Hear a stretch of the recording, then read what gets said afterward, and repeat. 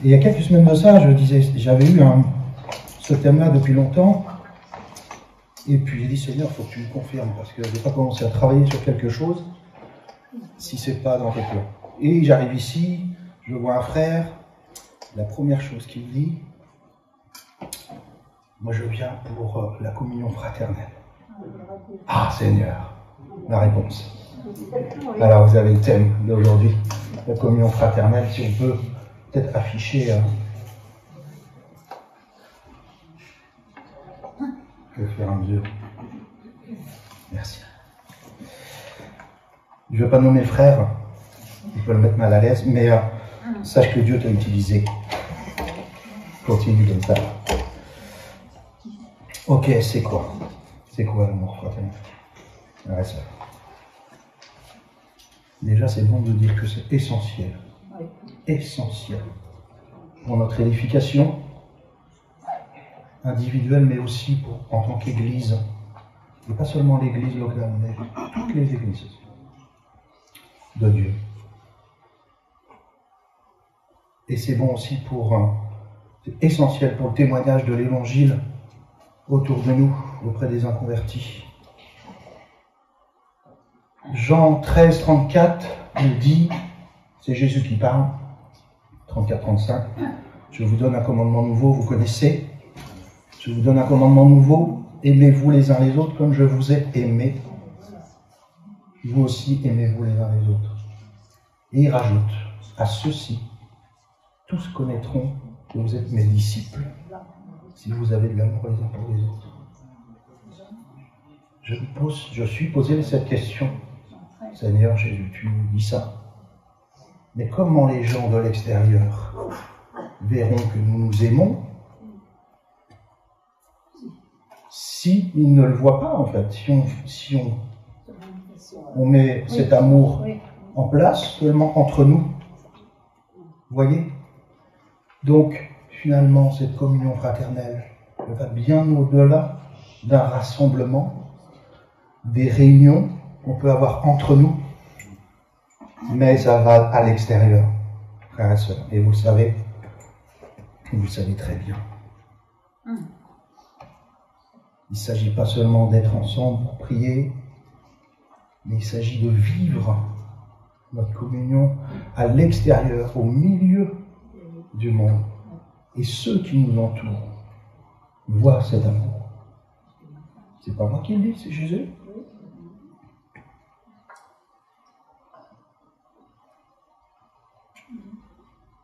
Cette communion fraternelle, elle va bien au-delà de l'église locale. Elle est spirituelle. C'est l'Esprit de Dieu qui nous unit tous. On va le voir un peu plus loin. Je fais une parenthèse. L'unité, ça ne veut pas dire unicité. Nous sommes tous différents.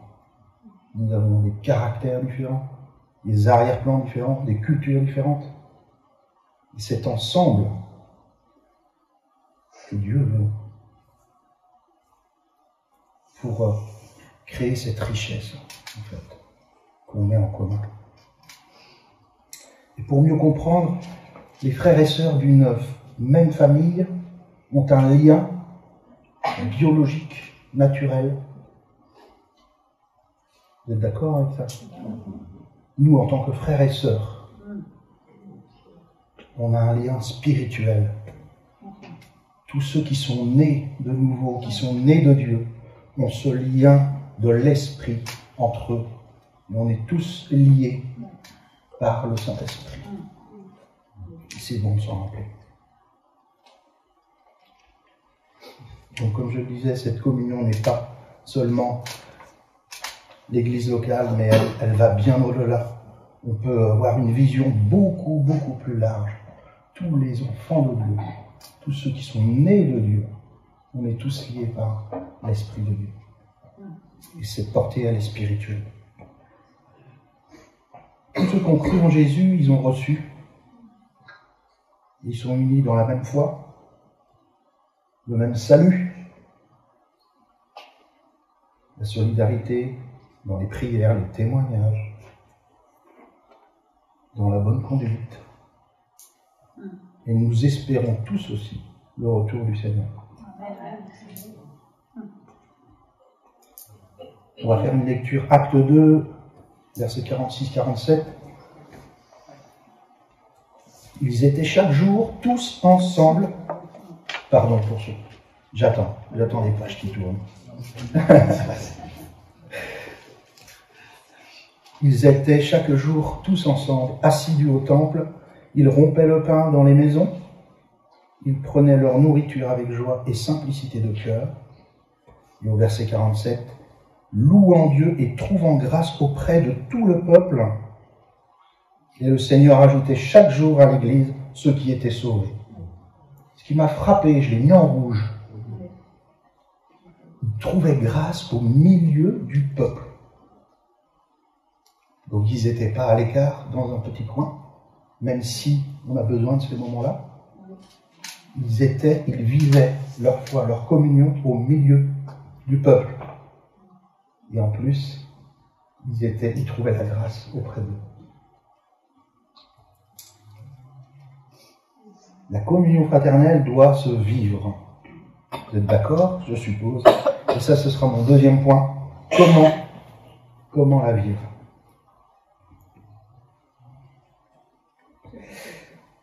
C'est facile, frères et sœurs, d'être en bon terme quand on se voit que le dimanche ou une fois de temps en temps. Je pense que vous serez d'accord avec ça. Mais quand on commence à se côtoyer plus, quand on commence à travailler ensemble, quand on commence à passer du temps ensemble, à se connaître mieux, c'est déjà moins évident. C'est déjà moins évident.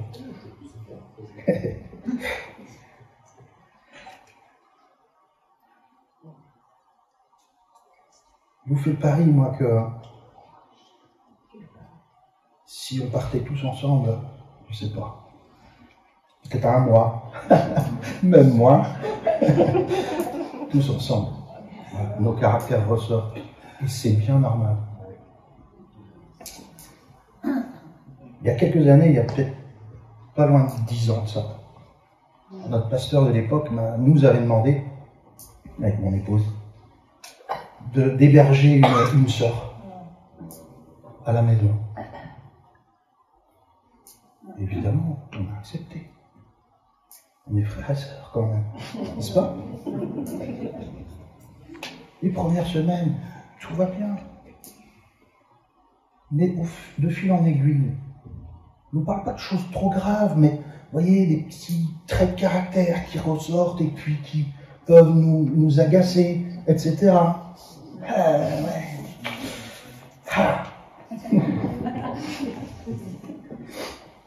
Si vous n'avez jamais hébergé un frère ou une sœur, peut-être si ça vous arrive, vous comprendrez ce que je veux vous dire. Ce que je veux dire par là, c'est que l'ennemi cherchera toujours à nous diviser, à nous séparer, à nous éloigner les uns des autres. Parce que justement, cette communion, il n'en veut pas. Et dans ce message que je veux vous laisser, je veux vous dire qu'il faut faire des efforts pour conserver cette communion. Ça ne se fait pas tout seul. Et c'est pour cette raison que dans le Nouveau Testament, on regorge de textes qui nous encouragent à persévérer dans la communion fraternelle. On peut en prendre un, mais j'aurais pu en prendre vraiment en grande quantité. Éphésiens 4, 1 à 3. Je vous exhorte donc, moi, le prisonnier, c'est Paul qui parle, dans le Seigneur, à marcher d'une manière digne de la vocation qui vous a été adressée, en toute humilité et douceur, avec patience, vous supportant les uns les autres avec charité, vous efforçant de conserver l'unité de l'esprit par le lien de la paix. Donc il faut s'efforcer. C'est pas si facile, ça vient pas naturellement, j'ai envie de dire. Il faut faire des efforts.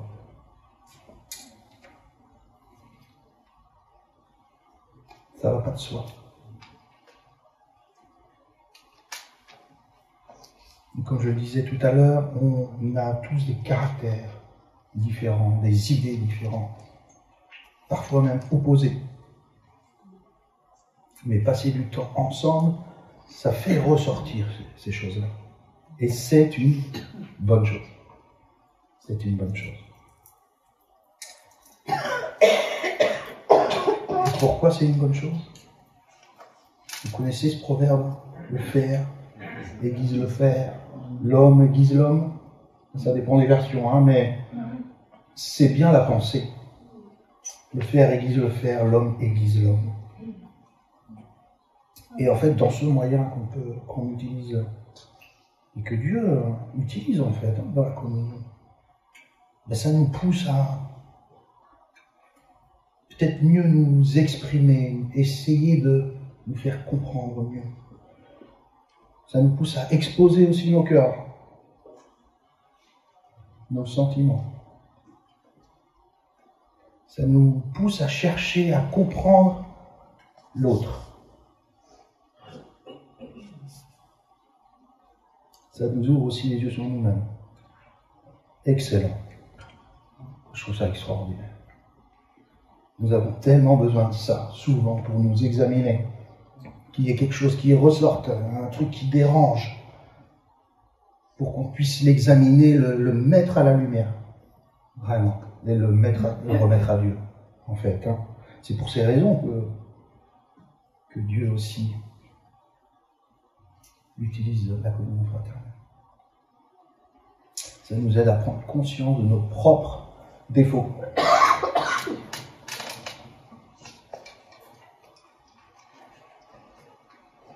Alors oui, nous devons participer activement à rechercher cette communion pour l'entretenir, la développer ou l'établir pour les frères et sœurs avec qui on ne connaît pas. Les frères et sœurs qu'on ne connaît pas. On est une petite assemblée ici, mais je sais que je ne connais pas tout le monde.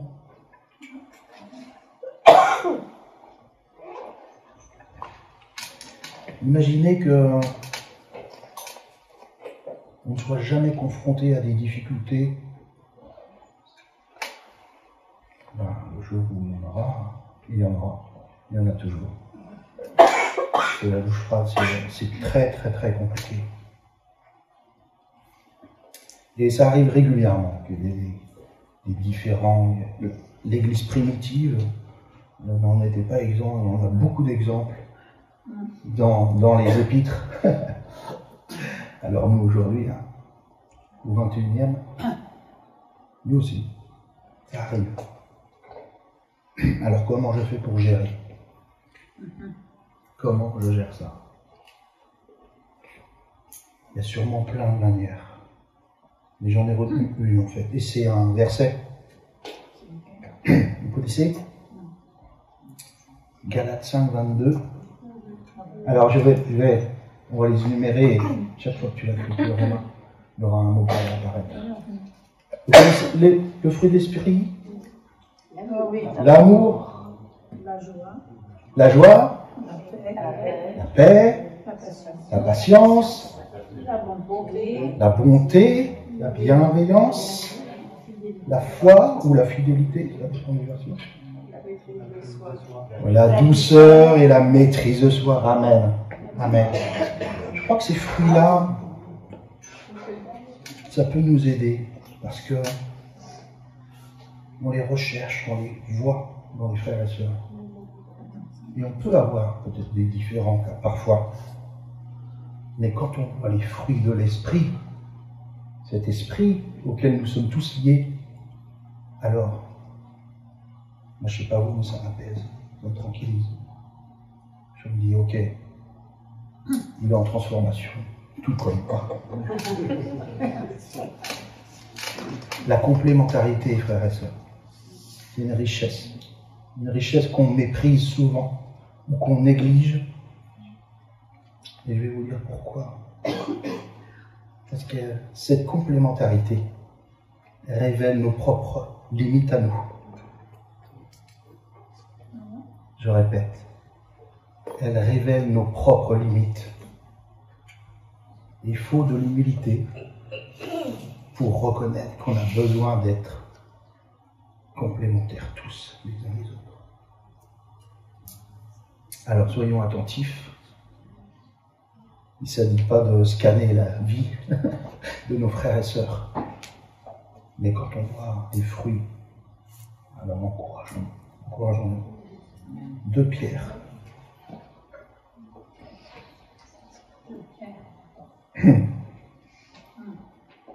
2 Pierre 1, versets 5 à 8. À cause de cela même, faites tous vos efforts pour joindre, tous vos efforts encore, pour joindre à votre foi la vertu, à la vertu la science, à la science la tempérance, à la tempérance la patience, à la patience la piété, à la piété l'amour fraternel, à l'amour fraternel la charité.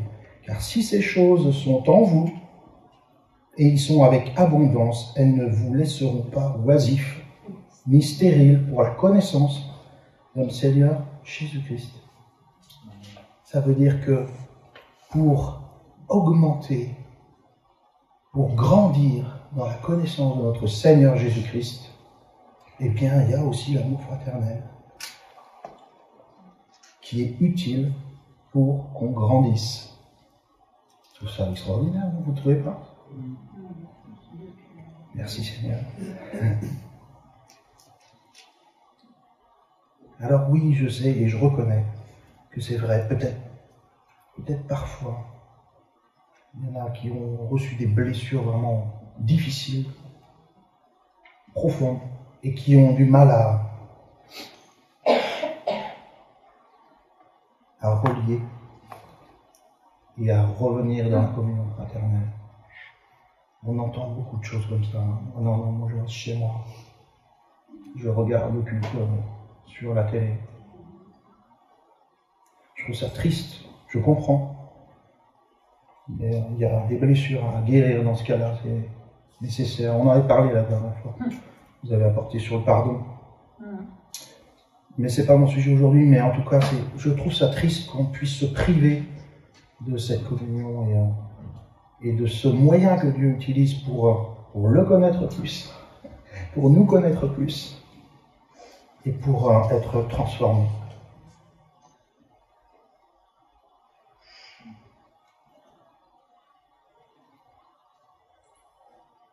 Alors Paul met en garde aussi contre certaines tolérances à l'égard de ceux qui vivent vraiment dans le péché dégradé et qui ne veulent pas changer surtout. Et surtout ça, ils ne veulent pas, absolument pas sortir de là. C'est vrai, il faut faire attention également. Mais ça n'a rien à voir avec celui qui chute, celui qui tombe, et qui veut se relever, qui veut changer, qui veut que Dieu le transforme.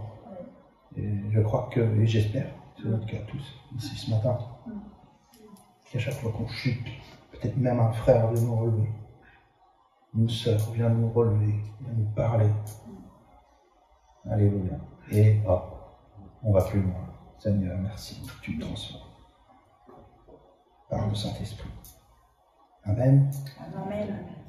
Le troisième point, est-ce que je suis une bénédiction pour mes frères et sœurs? Une bonne question. En réalité, nous avons tous un rôle, comme on l'a vu. Est-ce qu'on donne ce qu'on a reçu? Moi, j'aime beaucoup les frères et sœurs qui viennent me voir et qui me disent voilà ce qui est arrivé cette semaine. Ils partagent leur joie, partagent un sourire, un témoignage. Tout ce partage-là, c'est tellement riche. Ça pour dire que intéressons-nous les uns aux autres, frères et sœurs. Si tu le fais déjà, tant mieux. Si tu peux le faire plus, vas-y. Si tu crois que tu ne le fais pas assez, fais-le. Fais-le. Intéresse-toi à tes frères et sœurs. Ne vivons pas comme ce monde qui est devenu tellement individuel et indifférent. Ne nous laissons pas modeler par ce monde. Alors n'attendons pas qu'on prenne de nos nouvelles à nous. Agissons. Agissons. Romains 12, 10, on peut l'afficher. Par amour fraternel, soyez pleins d'affection. Ça veut dire que dans cette communion, il y a cette notion aussi d'affection. Soyez pleins d'affection les uns pour les autres, par honneur, usez de prévenance réciproque. Est-ce que je cherche l'intérêt de mon frère, ma soeur?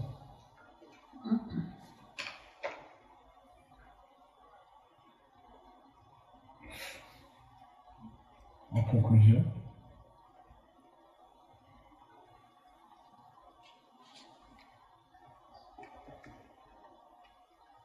la communion fraternelle s'étend, on l'a compris, à plus que l'Église locale.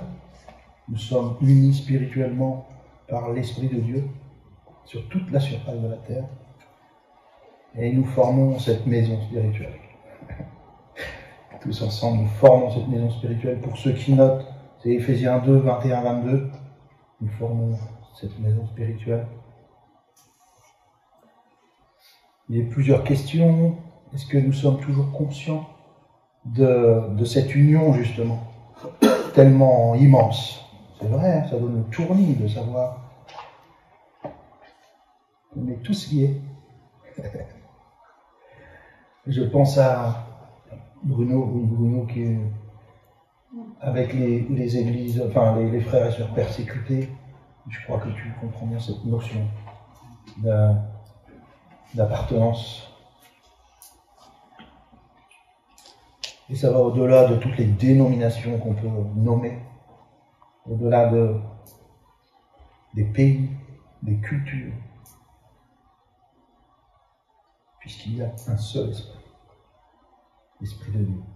Le seul Esprit de Dieu qui nous unit, c'est lui. Est-ce que nous plions souvent le genou pour l'intérêt des autres?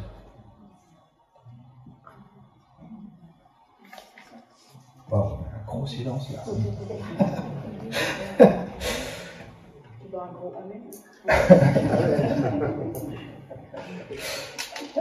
Quelle est ma participation dans tout ça? Est-ce que je participe? Comment je me vois dans cette communion, dans cette unité de l'esprit? Est-ce que je sens que je participe? Est-ce que je sens que je pourrais aller plus loin? Ou est-ce que je me dis non, ça c'est très bien, je suis nickel comme ça, je ne change rien? Est-ce que je veux faire davantage? Voilà les questions que je voulais vous laisser.